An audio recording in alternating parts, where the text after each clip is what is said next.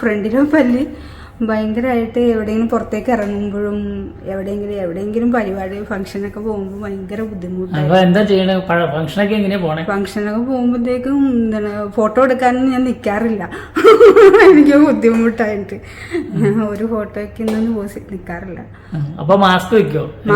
Mask വെക്കും. Mask ഉണ്ടായിരുന്നപ്പോ ഞാൻ രക്ഷപ്പെട്ടു പോയായിരുന്നു. ആരും അങ്ങനെ ചോദിക്കില്ല കോവിഡിന്റെ സമയത്തൊക്കെ.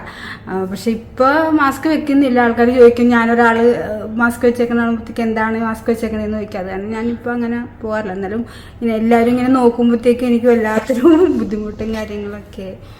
വീട്ടിൽ പോയി അപ്പം മക്കളെ ആദ്യം നമ്പറിൽ പോയി മാസ്ക് വെച്ചിട്ടുണ്ടല്ലോ പോയത്. അവരത് മാറ്റി കഴിഞ്ഞപ്പോഴത്തേക്ക് അവർക്ക് ഭയങ്കര അതിശയായി. എന്താ പറയുക, എല്ലാവരും ഭയങ്കരമായിട്ട് അത്ഭുതപ്പെട്ടു. ഞാൻ തന്നെ പ്രതീക്ഷയില്ല ഇത്രയും. ഭംഗിയല്ലാത്ത പല്ലുകൾ നിങ്ങളുടെ ആത്മവിശ്വാസം കെടുത്തിയോ?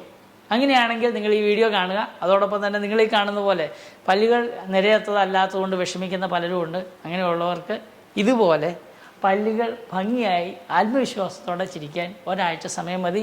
നിങ്ങൾ ദയവ് ചെയ്ത് ഇത് കാണുക. കണ്ടതിന് ശേഷം എന്നെ കോൺടാക്റ്റ് ചെയ്യുക. കോൺടാക്റ്റ് ചെയ്താൽ നിങ്ങളുടെ പല്ലുകൾ എങ്ങനെയായിരിക്കാമെന്ന് നിങ്ങളെ സോഫ്റ്റ്വെയറിലൂടെയും അതോടൊപ്പം തന്നെ നിങ്ങൾ ക്ലിനിക്ക് വന്നു കഴിഞ്ഞാൽ ഒരാഴ്ചക്കുള്ളിൽ ഭംഗിയാക്കി എടുക്കുവാനുള്ള സ്മൈൽ ഡിസൈനിങ് ട്രീറ്റ്മെൻറ്റ്സ് ഇന്ന് അവൈലബിൾ ആണ്. നിങ്ങളുടെ തൊട്ടടുത്തുള്ള ക്ലിനിക്കുകളിലും ഇത് അവൈലബിൾ ആണെന്ന് പ്രത്യേകം നിങ്ങൾ ഓർപ്പിക്കുന്നു.